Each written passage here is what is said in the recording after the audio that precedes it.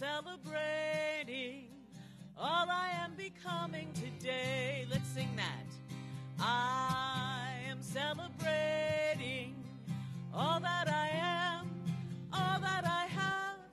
I am celebrating all I am becoming today. You are celebrating all that you are, all that you have. You are celebrating all you are becoming today. You are celebrating all that you are, all that you have. You are celebrating all you are becoming today. Yes, we are. We are celebrating all that we are, all that we have. We are celebrating all we are becoming today. Yes, we are. We are celebrating all that we have, all that we have. We are celebrating all we are becoming today. All we are becoming today. All we are becoming today. Whew, thank you, Brent and Patty. Yes, great way to start our service today, and welcome to Unity of Hagerstown. So good to see each and every one of you. We're going to begin with a quote because it's Women's History Month. Yes, and the quote is, "The greatest act of courage is to be and to own all of who you are, without masks to cover the truth of who you are." Debbie Ford. Join me now in our opening prayer, if you will. Taking a moment just to settle in and land in a quiet, soft spot. Letting go of worries, letting go of any anxiety. You are right here, right now, and it is perfect, just this moment. And we are indeed celebrating all that we are, all that we have, and we give thanks for each blessing, for coming here today, gathering together in song and prayer and meditation, in friendship and joy and laughter. We just say, thank you, God. Together, thank you, God. Amen. And now, if you will, join me in our mission statement. Together, Unity of Hagerstown, a welcoming community, embraces spiritual awakening through affirmative prayer and meditation, creating a positive path of abundant living for all. And now we have the reading of the Daily Word, and today Arnie is going to read it. The Daily Word, for those who may not know, is an inspirational reading that you can get in your email inbox or in hard copy. Morning, everyone. So the word for the day is dominion. While I may not be able to control what happens in my life, I am always free to determine how I will respond. Through my divine faculty of dominion, I decide what to think, what to say, and how to act. And if a thought of fear or powerlessness arises, I remember all the wisdom, understanding, and strength of God are within me. Whether I am organizing my day or moving forward after making a life-altering decision, the principle of dominion is always mine to claim. Knowing this, I move through life with quiet confidence, and I am secure in myself and in the knowledge I am a divine being. I claim dominion and feel my life expand into a field of limitless possibility and potential. Psalms 8 and 6 says, "You have given them dominion over the works of your hands, and you have put all things under their feet." So with the affirmation on the screen, I'd like you to all say with me, I claim dominion and direct the course of my life. Just think on that and really bring it into your heart space. And say it one more time. I claim dominion and direct the course of my life. Thank you. Thank you, Arnie. Brent and Patty.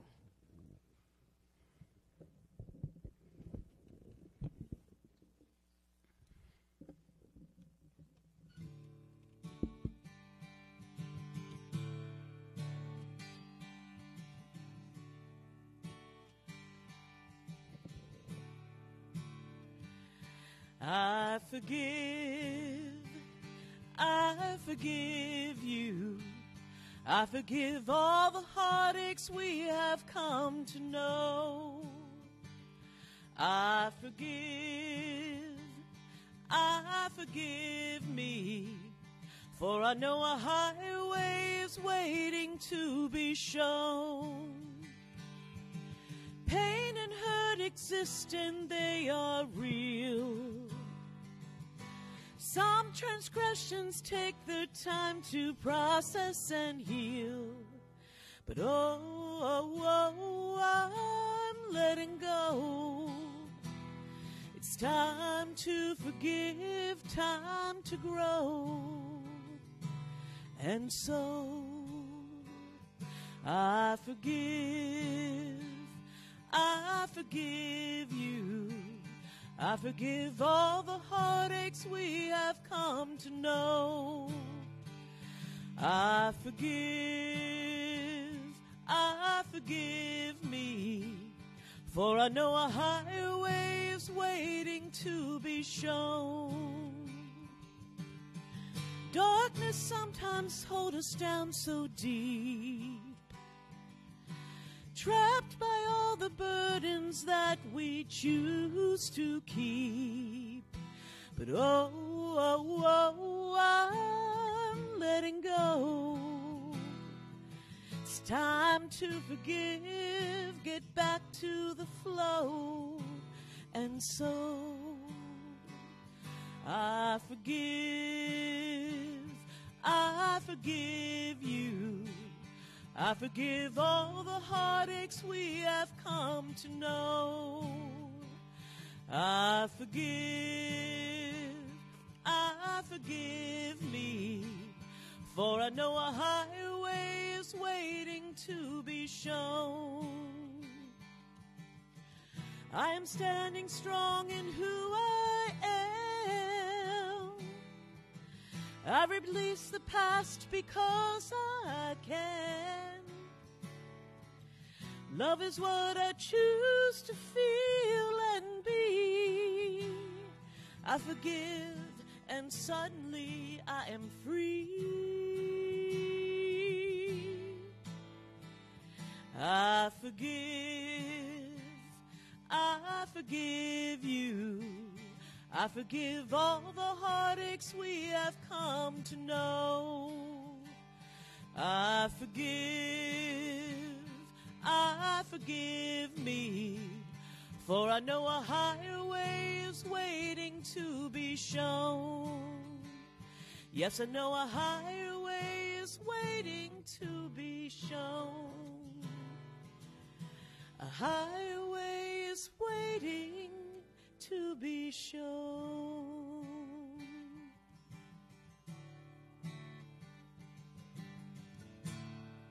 Oh, thank you. Yes. Yeah.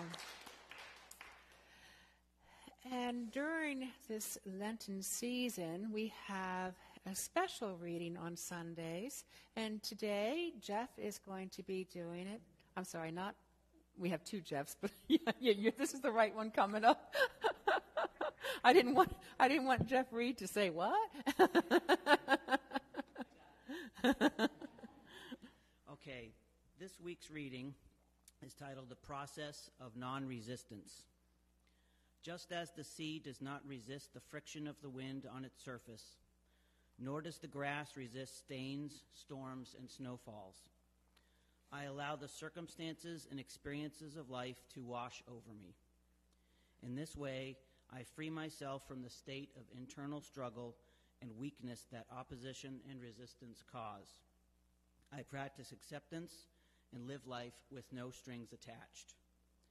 Jesus said, "Do not resist an evildoer, so let the circumstances flow and stay focused on omnipresent love. The power to choose is always in each of us. Let's practice using it wisely. Non-resistance is a process that occurs in our consciousness as we recognize, accept, and affirm that in God there is nothing to fear. The only presence and the only power that exists in the universe is absolute good, and it is always with us. Holding this awareness will make everything work together for our good. And the scripture reading is from Matthew 5:39. But I say to you, do not resist an evildoer. But if anyone strikes you on the right cheek, turn the other also. And the affirmation for today is, I choose not to resist today. If we can all say that together. I choose not to resist today. And think about that for a second. Let that sink in.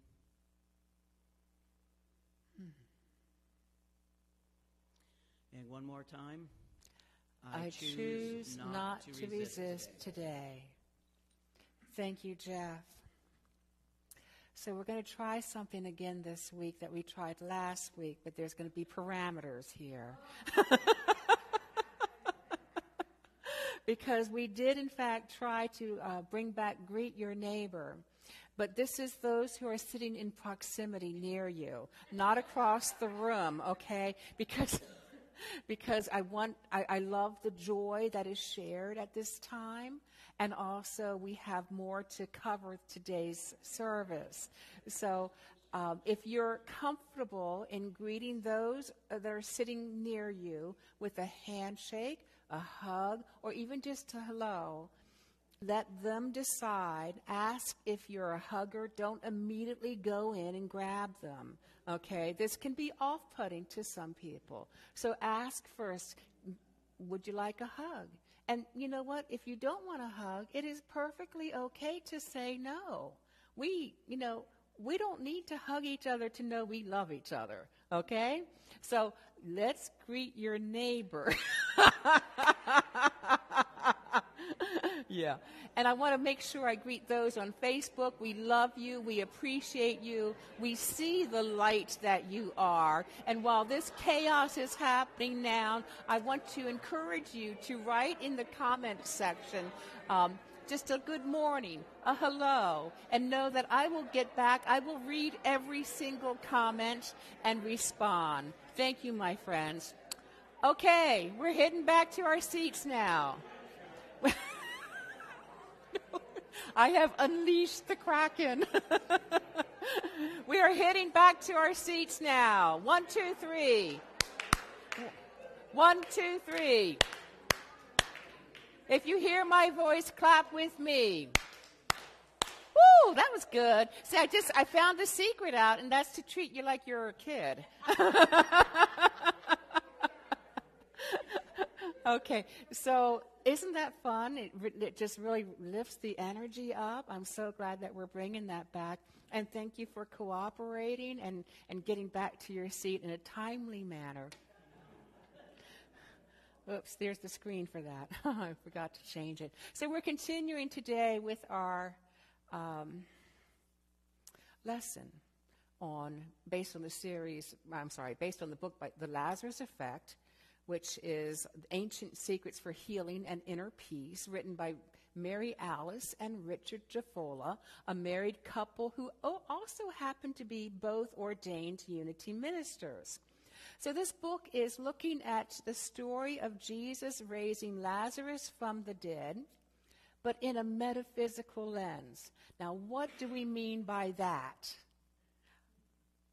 By seeing it that each of the characters are representing a state of consciousness within us. The book uncovers a 6-step process towards healing, towards wholeness, and it's healing of anything that is feeling broken in your life, whether it's a relationship, whether it is a financial crisis, and whether it is, a physical condition that you're going through. We understand here in Unity that our thoughts, our emotions, our vibration, the energy that we're holding is is actually informing our life, how we move through life. And so if we want to change what we are experiencing, what do? We change our thoughts about it. Change your thinking, change your life. Say that with me. Change your thinking, change your life. Let's do it again so it really becomes embedded. Change your thinking, change your life. Yes. Now, it sounds simple, and it is, but sometimes it's not easy. So today we're going to be looking at the second step. The first step of this 6-step process that we covered last week was to turn away. Turn away from the problem. Hit the pause button. Give some space to allow that inner wisdom to come forth. Instead of constantly worrying about it, instead of letting it consume all of your energy, allow an opportunity for wisdom within to clarify things for you. If our minds are cluttered with worry, we cannot hear that still small voice. So our next step then is to remove the stone. Sounds easy enough, right? In the story, however, the stone was massive. It was big enough to cover the entrance to a cave in which at least 2 people carried a body through. So let's review the text found in the Gospel of John that's relevant to this section. On his arrival, Jesus found that Lazarus had already been in the tomb 4 days. When Mary reached the place where Jesus was and saw him, she fell at his feet and said, "Lord, if you had been here, my brother would not have died. Where have you laid him?" he asked. "Come and see." And Jesus came to the tomb. It was a cave with a stone laid across the entrance. "Take away the stone," he said.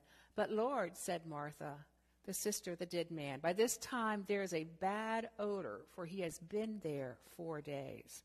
So here is Jesus at the tomb, and everyone around him is thinking, it's too late. If only you had been here sooner. Even Mary and Martha are thinking, if only, Jesus, if only we had called you sooner, if only you hadn't delayed. But remember that each character, looking at this through a metaphysical lens, is representing a state of consciousness within each of us. Have you ever said those words, if only? If only I had done something different. If only I hadn't have said that. Or if only I had said something, right? This is a very natural human response. But when we keep repeating those if only thoughts, it's as if we are mentally kicking ourselves. Another way of looking at this, since Jesus is representing the Christ consciousness within us, maybe we are blaming God. If only you hadn't allowed this to happen. This story is about you, my friends, what you are going through, and only you can decide the meaning here for you. What you need to do in order to move into a greater degree of realizing your own innate wholeness. So the second step in this healing process is to remove the stone. The Jafolla say, get rid of that huge roadblock standing in your way of overcoming whatever you need to overcome. Obviously, if anything is going to restore Lazarus, it is not going to happen as long as that stone is sealing the cave. Nor can anything be done to restore your life to wholeness as long as that stone is still blocking your path. Now, I very deliberately chose this picture for this slide with the sheep blocking our path. Sheep metaphysically can be those mindless thoughts that just seem to recreate so often in our mind, especially at night when we're worrying over something. But again, no one can determine what your roadblock is except you. But I will say that it's likely to be something big, like the stone in the tomb. And on first thought, this may feel like bad news, may be overwhelming. But it actually means that you have the opportunity to discover what it is that's been throwing a curveball into your life and to rectify it. There's only one entrance to the cave, and only one way to the solution to your situation, and the stone has to go. The key now is to identify and interpret the stone, your stone. What does it represent in your life? For starters, you need to know right up front that this stone is not another person or external condition in your life. It never is.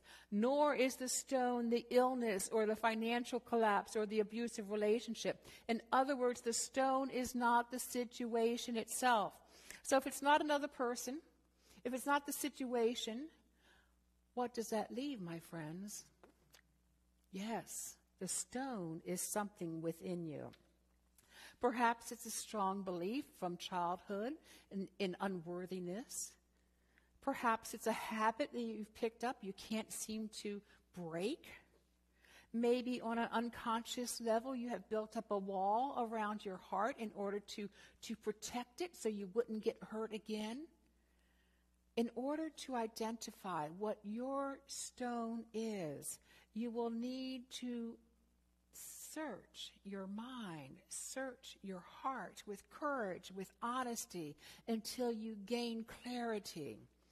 It may take some time.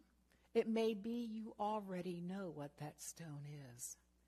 Remember, Lazarus was in the tomb 4 days. 4 days before the stone was removed. 4 can symbolize something that is solid. Think of the 4 cornerstones of a house or a building. Think of the 4 Gospels that solidly show Jesus' teachings. We can solidly be immersed in this thinking, this thought that is keeping us from our highest and best good. You might have voices of doubt in your head, just as there were those who doubted Jesus. That inner critic saying, you can't change. You've tried that before.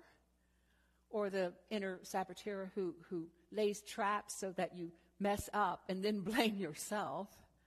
You may also have friends or families or co-workers who say the same thing, being skeptical that your life can change for the better. If that is the case, it may be that while you are working these steps, while you are trying to remove the stone and really get into that abundant, juicy living, that you surround yourself with people who uplift you, who support you on this journey for a bit. You may also be thinking, it's just too hard trying to remove that block. Well, I invite you to listen to what Marianne Williamson has to say. According to ancient Asian philosophy, life is not a straight line, but a spiral. Every life lesson that has ever been presented to me, which means everything I've ever been through, will come back again in some form until I learn it. And the stakes each time will be higher. Whatever I've learned will bear greater fruit. Whatever I've failed to learn will bear harsher consequences. Whatever didn't work in my life before this point was a reflection of my failure to integrate the different parts of myself. Where I didn't yet accept myself, I attracted a lack of acceptance in others. Where I hadn't yet dealt with my shadows, I manifest shadowy situations. Broken parts of me encountered broken parts of others. But now I know that was then. This is now. My friends, now we know. If we don't deal with our stuff, it only returns a larger cosmic 2x4, if you will. So I feel like this is a pretty good motivation to proceed, right? Yeah, yes. So how do we identify this stone, this obstacle to our juicier life, to wholeness? Well, the simplest and perhaps the best way is to spend time in the quiet and silently from the heart. Allow your unconscious mind to speak to you and reveal what the stone is. Your willingness to know will unlock that door. Be patient. It will happen. Perhaps not at the time that you're sitting there. Maybe when you're doing laundry later on that week. But you will gain clarity. If you have trouble sitting in the quiet, in the silence, in that stillness, then there's another way that you can discover what this is. And that is through a practice called flow writing. Flow writing is journaling without thinking ahead of time what you're going to write. It's allowing the subconscious to come forth through your pen. So some of the things that may come up are our friends and teachers' resentment, anger, shame, guilt, blame. These seem to be the most common roadblocks in our lives. So if you're wondering what your stone is, this might be a pretty good place to look first. The Jafolla's right. If you do find an unforgiveness lurking somewhere in your heart, but you think it is not directly related to your problem, don't be tempted to pass it by. It is related. Unforgiveness is like an eclipse of the sun that brings darkness to certain areas of the planet and silently spreads its darkness into every corner of your body and soul. We know on a physical level, the hormones and stress chemicals released by negative feelings affect our immune system. We know that chronic anger puts us into a constant fight or flight mode, which results in numerous changes in our heart rate, our blood pressure, and immune response. And these then in turn increase the risk of depression, of heart disease, of even diabetes. There is another way to go. Let go the stone. Let go of the unforgiveness. Forgiveness means giving up all hope for a better past. It may be time to say, take away the stone. When Jesus said it in our story, he is confident. He knew it would happen. He wasn't saying to those gathered, oh, if you have time, could you maybe nudge that stone away a little bit? No. He said, take away the stone. And you know what? They did. Now, there was a little bit of negative talk saying, but it's too late. But they did. When we are coming from our center, coming from our Christ consciousness, and we say, let something be, our other thoughts, the other people who were gathered at the tomb, obey. When we command it, we are obeyed by our thoughts. Now, we can't command another person. That's not what I'm talking about. But when we command, take away the stone, those negative from the center of our being, from our highest and best self, our Jesus within, our Christ consciousness, then that stone is taken away. Isn't that a miracle, my friends? You might think you could never forgive, but you can. You may think that you could never get over the shame, but you can. If you want your life to change, then you must. This is ancient wisdom. Reject your sense of injury, and the injury itself disappears. If you feel as though you can't forgive, then consider this. It only takes the desire to do so, the willingness to forgive in order to start some sort of forward motion that leads us towards forgiveness. Being willing is the first step. The Jafolla is right. Just as it takes the movement of only one snowflake to start an avalanche, it takes only one thought of forgiveness to lead to removing the stone from your heart. The willingness, the sincere wanting to forgive is the golden key. Once you genuinely want to forgive, you can step aside and let it happen. You know what's the important word here in this quote? Sincere. It's the sincere willingness.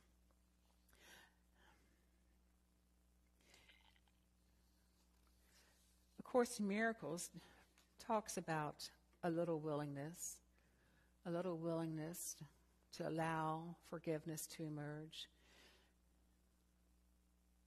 The holy instant that the Course refers to is recognizing that our brother and sister, we are one with them. We have one spirit.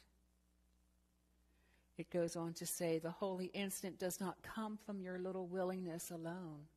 It is always the result of your small willingness combined with the unlimited power of God's will. That's the miracle to me. Just as Jesus issued a strong statement, take away the stone. A strong statement can assist us as well, can draw all the thoughts that say you can't into doing your bidding.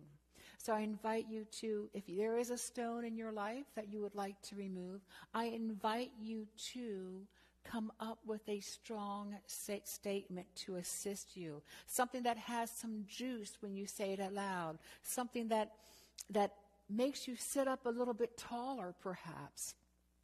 And then say it often. Say it with passion. And each time you find yourself dwelling on the negative, say it again. Know the stone will be removed. Don't be discouraged. Have faith. To get you started, I'm going to share some statements. Let's say this one together, shall we? I am worthy of love, respect, and happiness. And just notice how your body responds to that. I am worthy of love, respect, and happiness. Let's try another one. Together, I am kind and forgiving to others and to myself. Notice how your heart may open a little bit with these words. I am kind and forgiving to others and to myself. And then one more. Together. Let's try that again. Let's do it together. Together, I release all resentments and I am free. If you are feeling uplifted with any of these statements, I invite you to use them. If not, create your own.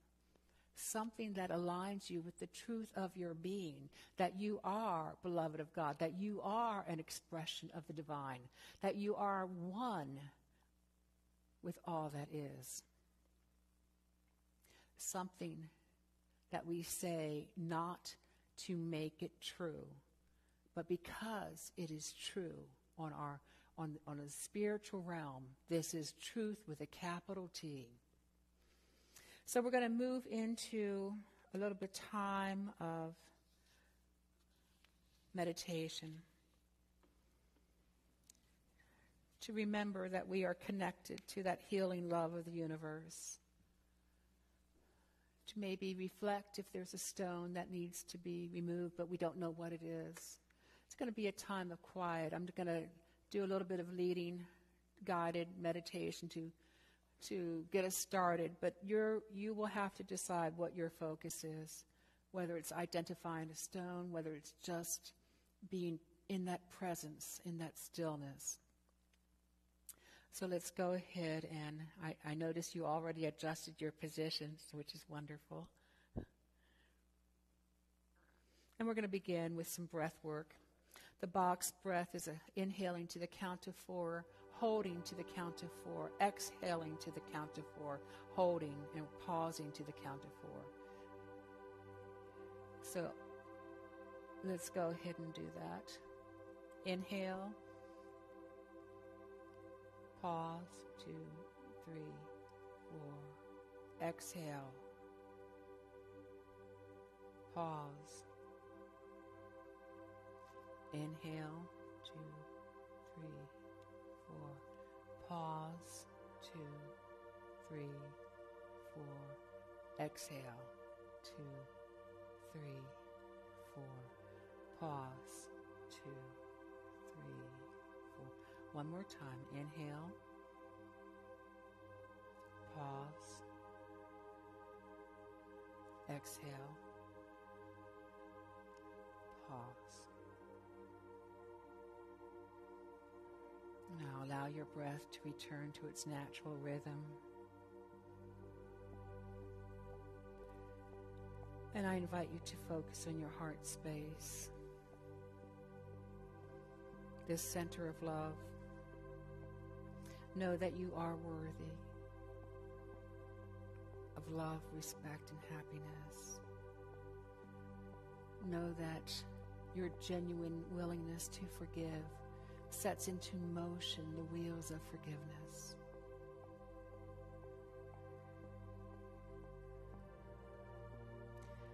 So as we focus on our heart space, if it's clarity that we seek, know that it is ours. If it's a new perspective that we seek, know that we can have it. As we align with Spirit within, our thoughts are expanded. Our heart runs over with the sweetness of love and peace. As we align, our souls are quieted. Our troubles melt away.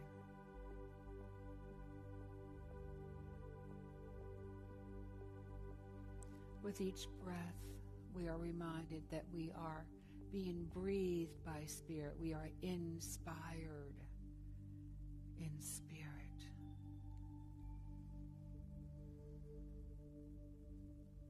We go into the quiet now, a time of communion, a time of silence.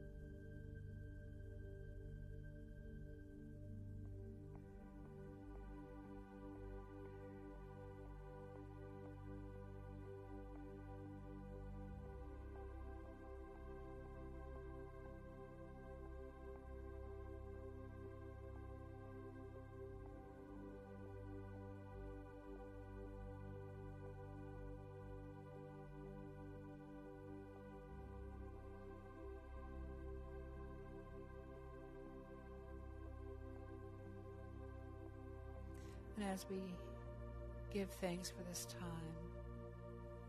this communion, for the clarity, if we received it, for the love that overflows, I invite you to continue to sit restfully as Brent and Patty bring another song for us.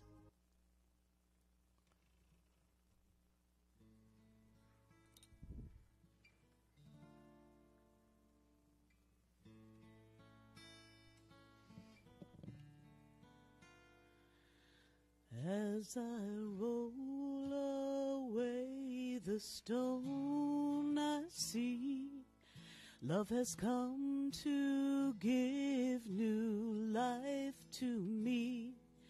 So I'll have it more abundantly.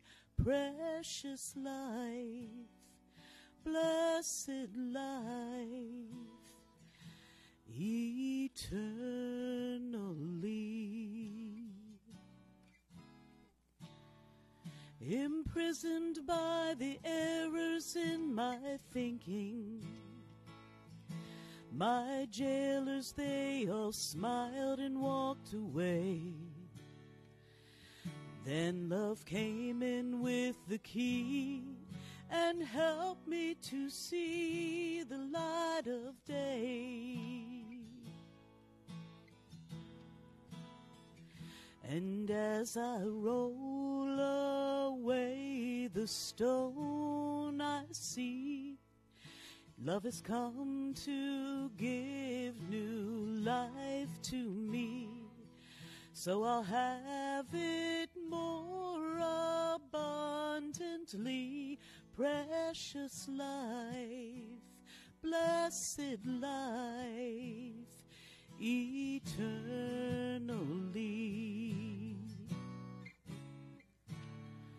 I need to walk that path up to the hilltop. I'll never really live until I die.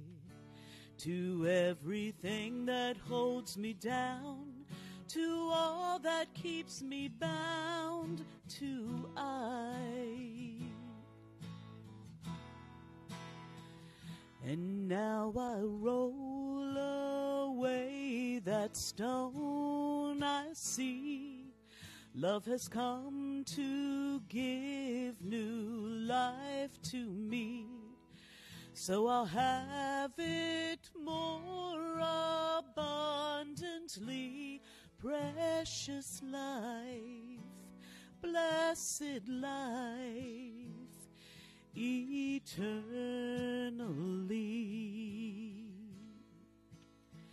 Precious life, blessed life, eternally. Beautiful, thank you. Let's join together in our prosperity affirmation. Together, I say yes to the divine ideas manifesting in my life now. I say yes to the highest good. I say yes to this thing called life. And our offertory prayer. Together, divine love through me blesses and multiplies all that I have, all that I give, all that I receive, and all that I am. Thank you, Mother, Father, God, for the abundance in my life.